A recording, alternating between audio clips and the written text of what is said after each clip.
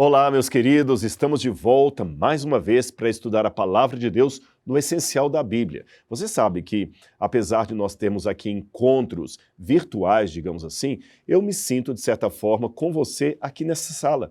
É como se estivéssemos juntos, sentados aqui, batendo papo sobre a Palavra de Deus. E, aliás, até falo que se você está gostando do conteúdo, estamos na segunda aula, você deve convidar outras pessoas também para fazerem parte dessa comunidade de estudos da Bíblia que estamos sempre procurando aqui, o suprassumo das Escrituras, para que você tenha o essencial delas para o seu viver diário. Agora, é lógico, você vai sempre se aprofundando na Palavra de Deus, você vai caminhar sozinho pelas páginas da Bíblia e, enfim, eu vou ficar feliz porque eu posso ser um instrumento de Deus para levar esse conhecimento até você. Muito obrigado por sua presença, por sua atenção, por sua confiança no nosso trabalho. Mas vamos agora orar a Deus para que nós comecemos o assunto de hoje, porque na aula anterior eu deixei uma pergunta, vocês se lembram? Qual é a singularidade do cristianismo concernente à sua apresentação de Deus? Porque dentre tantas religiões mundiais, o segmento cristão é aquele que apresenta Deus de uma maneira singular, única, exclusiva e que realmente atende aos anseios humanos. Esta é a nossa problemática, esta é a nossa questão de hoje. Vamos orar? Querido Deus, amado Pai, muito obrigado pelo teu amor, muito obrigado pelo teu carinho, por tua guarda. Obrigado, Senhor, porque graças à tua bondade nós existimos, em ti nos movemos, em ti nós temos a nossa esperança. Então abençoa, Senhor, cada aluno, cada aluna que está assistindo agora esta aula, seja no Brasil, no exterior, em qualquer parte do mundo, seja em casa, no escritório, a caminho do trabalho, não importa, que o teu Espírito possa ir ao coração de cada um. Fale, Senhor, até nos pontos mais íntimos da alma. Vá com tua voz aonde a minha voz talvez não consiga alcançar. E que a tua palavra possa abrir o nosso entendimento para realidades que estão acima do curso da história e que possamos ter sempre a esperança da vida eterna em Cristo Jesus, em nome do qual nós oramos. Amém, Senhor. Amém.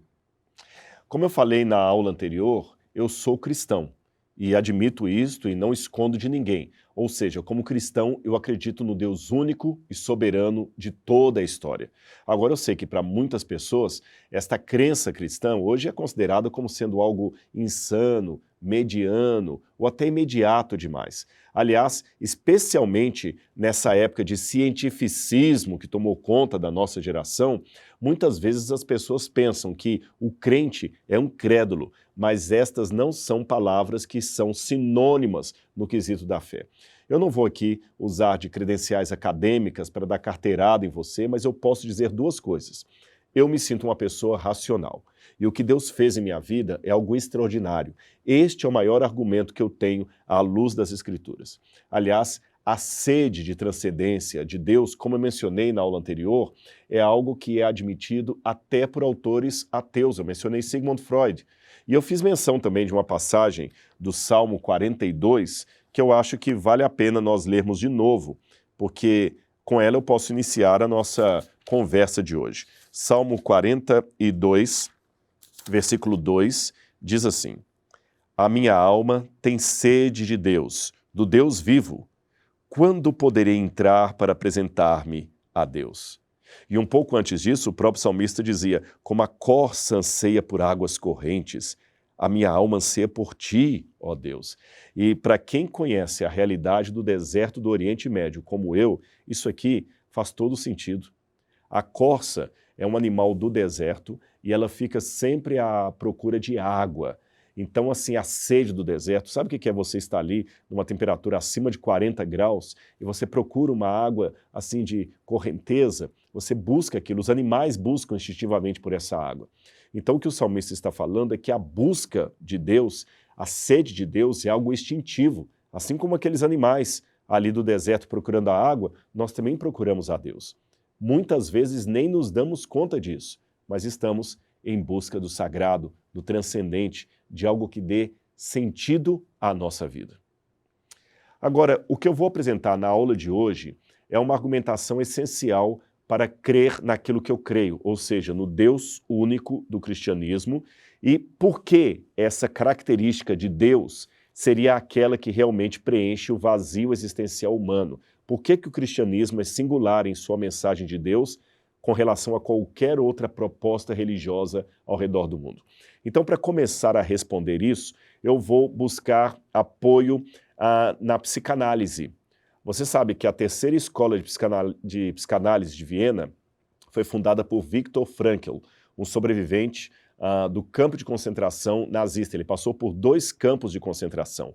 Um judeu, ele já faleceu, mas ele sobreviveu e a sua experiência trouxe muita coisa importante para nós. Viktor Frankl, ele falou muito sobre essa característica humana básica, a carência por um transcendente. Foi ele, aliás, o Viktor Frankl, que afirmou que toda busca por um sentido da vida e todo o vazio interior que nós sentimos é o reflexo de uma carência daquilo que os teólogos chamam de Deus. Essa carência de Deus se manifesta até nos atos cotidianos. Vou dar um exemplo extraído do próprio Viktor Frankl. Ele dizia que aqueles famosos diálogos que você tem quando está sozinho consigo mesmo, sabe, diante do espelho ali conversando, isto é uma demonstração da carência por esse vazio. A gramática chama isso de solilóquio, que significa falar de si para si mesmo. Eu vou explicar para você. Sabe aqueles resmungos diante do espelho, quando você está chateado com a vida, com a namorada, aquele pensamento que você fica construindo ao observar uma coisa, ou aquela reclamação solitária que sempre aparece quando algo sai errado, você fica penteando o cabelo e falando, por que ela fez isso comigo? Ora, quem que ela pensa que ela é? É interessante que esses diálogos acontecem sempre quando estamos sozinhos ou apenas falando de nós para nós mesmos. Mas note, nós quando estamos nessa situação agimos como se houvesse uma outra pessoa dentro de nós conversando conosco. E é com ela que nós conversamos. Agora, de acordo com Viktor Frankl, o que seria esta forma de conversar de si para si mesmo, senão a demonstração de uma carência instintiva que temos de um Deus interior? O Dr. Frankl costumava dizer que é nessas horas, ele abre aspas e diz, nessas horas, Deus é o parceiro dos nossos diálogos mais íntimos, aqueles diálogos que nós supostamente estamos tendo com nós mesmos. Dostoiévski foi um outro grande autor respeitado, um dos maiores escritores russos do século XIX, inimigo declarado do ateísmo. E Dostoiévski escreveu o famoso romance Irmãos Karamazov, conhecido no mundo inteiro, e ele dizia que uma das grandes provas dessa carência que nós temos de Deus reside no fato de que, mesmo com tantas tragédias e questionamentos, a humanidade nunca para de manifestar a busca pelo transcendente, a busca pelo divino, a busca pelo sagrado. Isso é verdade. Veja, por exemplo, a tragédia do Holocausto nazista, já que eu mencionei aqui o Viktor Frankl. Aquela tragédia de Hitler matou 6 milhões de judeus. Se a necessidade religiosa fosse algo assim tão banal, se não fosse tão forte no coração humano, bastaria a morte de uma criança inocente e todos os judeus parariam de acreditar em Deus. O contrário, porém, é que aconteceu, porque muitos sobreviventes da guerra, se não a maioria absoluta deles, continuavam buscando a Deus mesmo depois da tragédia que tiveram. Muitos judeus que sobreviveram ao Holocausto continuam buscando em Deus o consolo para aquilo que lhes aconteceu. Aliás, foi a sua fé em Deus, aumentada depois do Holocausto, a ponto que elas se tornaram ainda mais zelosas na sua religiosidade. Elas mudaram alguns conceitos da religião, mas elas não desistiram de Deus. Eu estou falando dos judeus que sobreviveram a Hitler.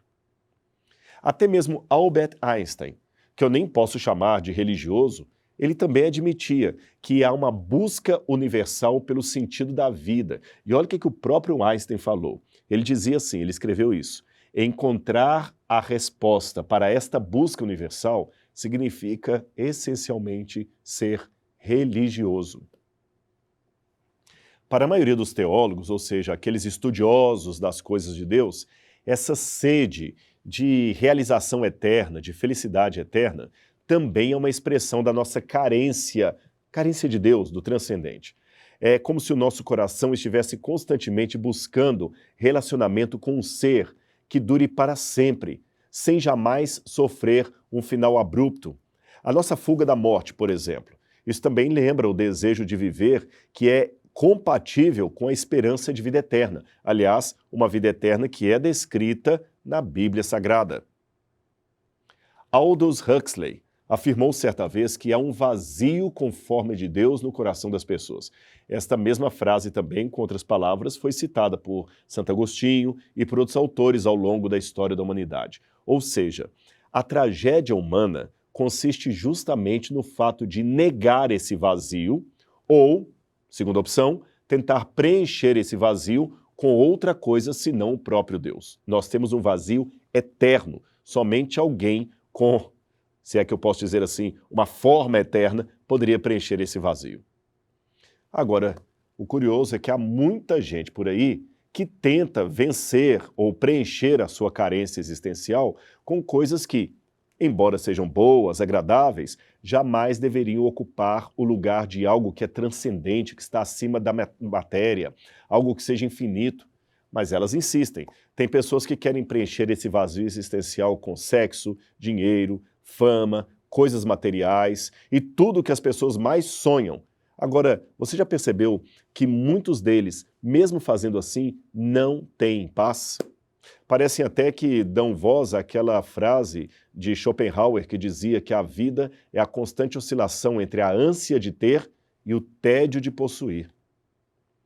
Você sabe histórias de milionários, já ouviu falar por aí? Milionários, artistas que até encurtaram a sua vida com um suicídio ou uma overdose no hotel de luxo porque estavam tentando preencher o vazio da alma e não conseguiam. Aquele vazio que requer a pessoa de Deus e não outras coisas humanas. Por isso que eu falei, Schopenhauer estava certo. Essas pessoas estão sempre brincando na gangorra da vida. Ânsia de ter, tédio de possuir. Mas será então que eu ou você também temos essa necessidade ontológica de Deus?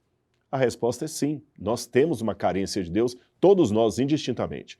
No clássico livro As Confissões de Santo Agostinho, eu mencionei essa citação na aula passada, ele dizia: ó Deus, tu nos criaste para ti mesmo, e o nosso coração estará inquieto, até que encontre repouso em ti.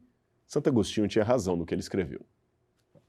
Na Bíblia Sagrada, vamos voltar para a Bíblia, o essencial da Bíblia, no Evangelho de João, capítulo 17, versículo 3, o próprio Jesus teve uma oração a Deus Pai, na qual ele explicitou uma verdade eterna acerca desse vazio, dessa sede existencial. Jesus escreveu o seguinte, Jesus declarou isso, quem escreveu foi João. Jesus disse assim, esta é a vida eterna, que te conheçam o único Deus verdadeiro e a Jesus Cristo, a quem enviaste. Esta é a vida eterna. Se a nossa sede é por uma dimensão eterna, ela só será preenchida por um conhecimento do Deus eterno. Agora, é interessante que o conhecimento de que fala Jesus aqui, no capítulo 17 de João, não é aquele conhecimento meramente intelectual. Deus não é matéria do vestibular que você estuda para passar numa prova. Um doutor em teologia não é doutor em Deus, nem doutor em divindade, nem especializado no sagrado. Deus não é objeto de estudo. Esse conhecimento de Deus de que fala a Bíblia é o conhecimento por relação de intimidade. Não é simplesmente alguém que estuda a história de um vulto sagrado e se especializa nele. É alguém que se relaciona intimamente com esse vulto sagrado. Você percebeu? Não é apenas fruto de conhecimento analítico, é fruto de experiência sensorial. É desse conhecimento de relacionamento que nós precisamos para preencher o vazio existencial que tem a forma de Deus. Agora, o mais interessante é que nós já nascemos, todos nós, indistintamente, eu quero frisar isso, não é a maioria da humanidade, é 100% dela. Todos nascemos com essa abertura para o transcendente. Desde o útero, parece que nós já ganhamos uma compreensão até pré-natural do infinito.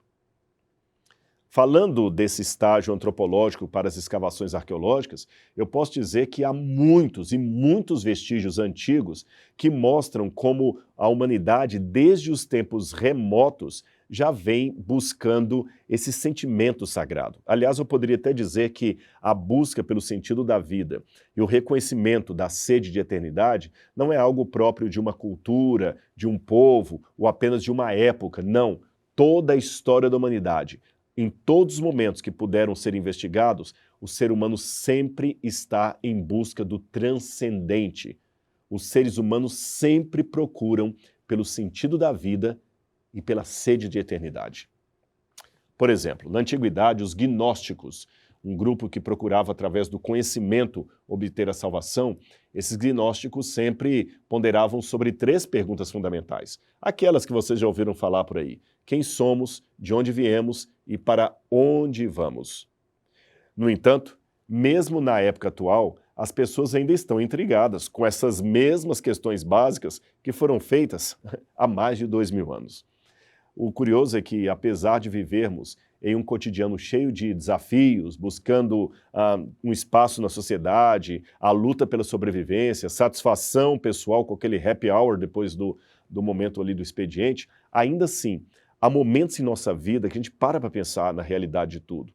Não é quando o seu time está ganhando o campeonato e você está com um copo de cerveja na mão.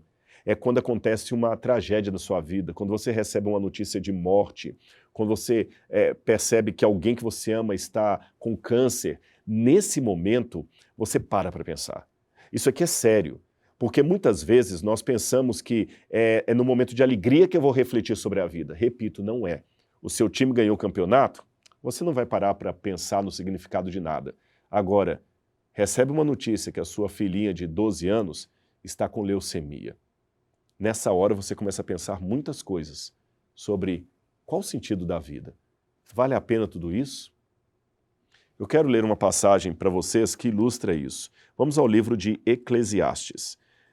Eclesiastes é um livro forte da Bíblia e ele tem desafiado muitas pessoas com questões assim fortes. Alguns até pensam que Eclesiastes é um livro até melancólico. Olha que curiosa ou paradoxal esta passagem que está em Eclesiastes capítulo 7. Eu vou ler para você. O bom nome é melhor do que um perfume finíssimo, e o dia da morte é melhor do que o dia do nascimento. É melhor ir a uma casa onde há luto do que a uma casa em que há festa, pois a morte é o destino de todos, e os vivos devem levar isto a sério. A tristeza é melhor do que o riso, porque o rosto triste melhora o coração. O coração do sábio está na casa onde há luto, mas do tolo na casa onde há alegria. Calma que eu vou explicar isso para você. A Bíblia não está aqui dizendo que você tem que ser um masoquista, que você tem que gostar apenas de luto, funeral, ser um papa defunto. Não é isso. É o que eu acabei de falar agora há pouco.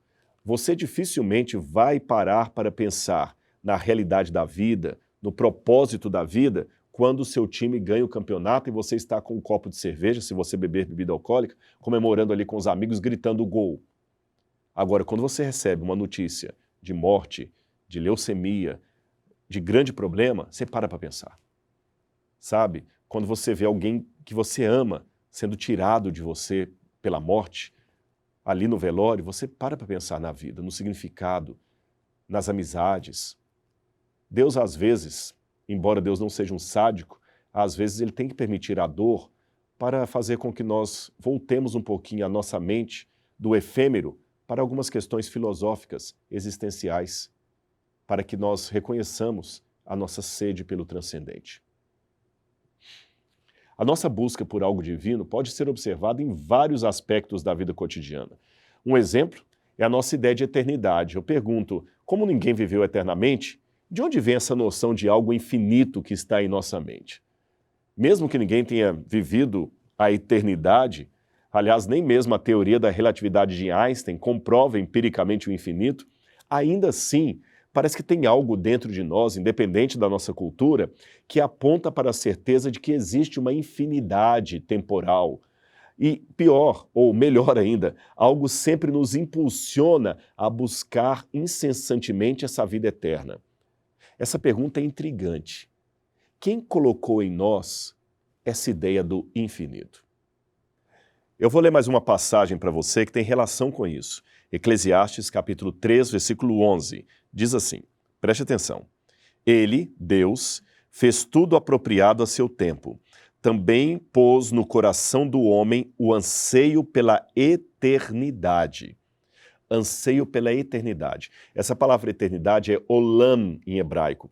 O anseio por algo que está acima da minha realidade. O anseio pela transcendência. Nós temos sede de algo eterno.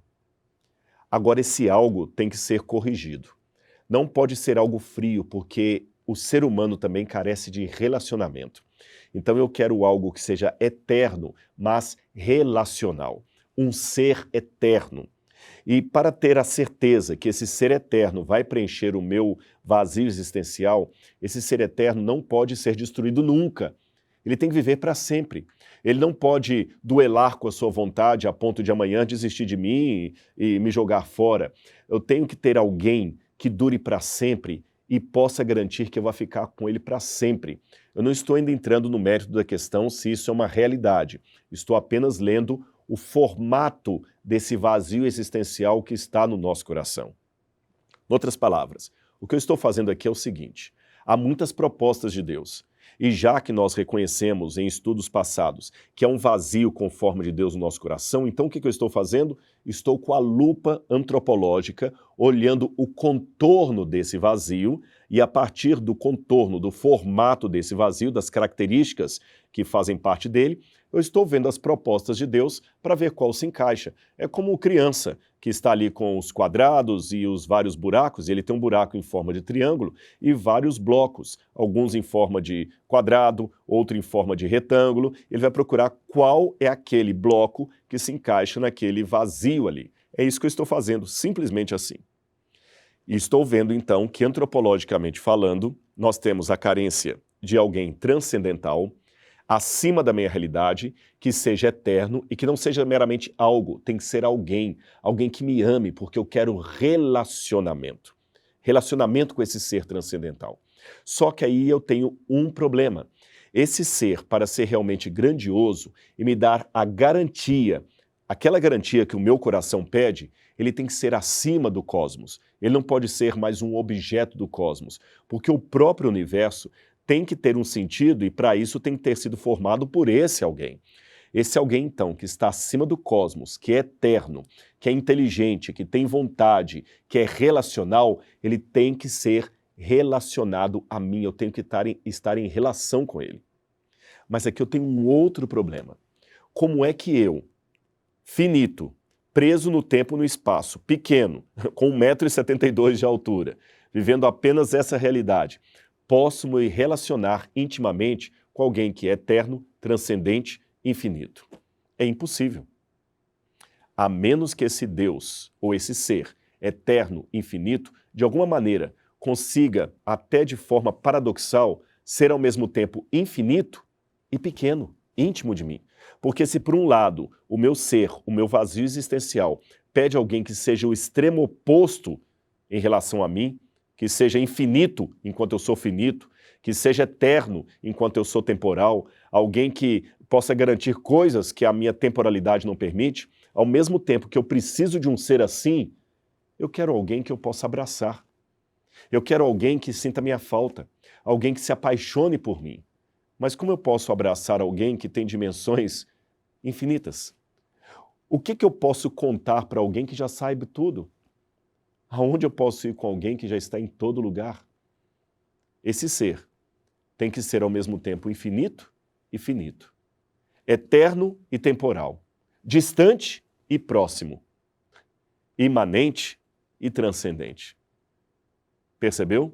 Ou seja, o formato que eu tenho de Deus, ele é paradoxal, porque eu preciso de um Deus completamente distante e próximo, totalmente diferente e totalmente igual.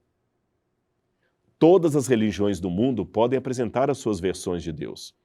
O Islã, por exemplo, pode falar de Alá como um Deus transcendente, acima de tudo e de todos. mas Alá não se faz íntimo, ele é grande demais para isso. Se eu for para as religiões politeístas, há vários deuses para todos os gostos, mas eles já são íntimos demais, são humanos demais. Eles até fazem parte dos nossos caprichos. Pega a mitologia grega, por exemplo, Zeus era um beberrão, mulherengo, cheio de defeitos de caráter, trôpego, sempre cometendo erros. Eu não posso acreditar num Deus que cometa erros. Também não posso acreditar num Deus que tem uma criptonita como super-homem que possa destruí-lo.